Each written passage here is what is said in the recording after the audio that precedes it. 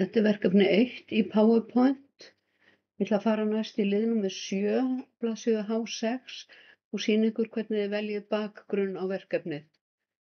Hér í Design-flipanum eru tilbúnir bakgrunnar sem þið getið valið, en ég ætla að velja hér bakgrunn af netinu sem er ekki hér inni í listanum.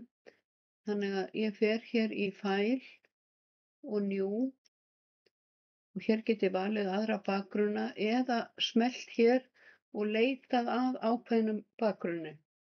Og ég ætla að leita að bakgrunni sem heitir Business Diamond. Það er þessi hérna bakgrunnur.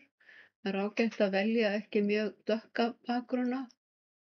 Ég opna hér. Svona myndi fyrsta glæran líta út.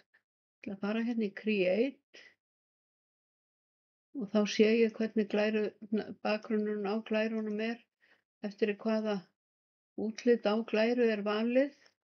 Og til að vista þennan bakgrunn inn í Design-möppunni smellið þið á Design, ýtið á örina niður og segið Save Current Theme.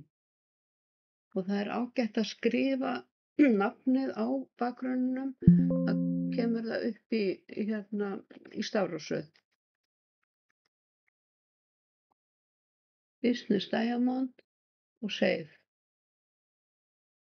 Og nú loka ég þessu skjali og er komin aftur hérna inn í skjalið mitt. Þá fer ég hérna í Design-flipan og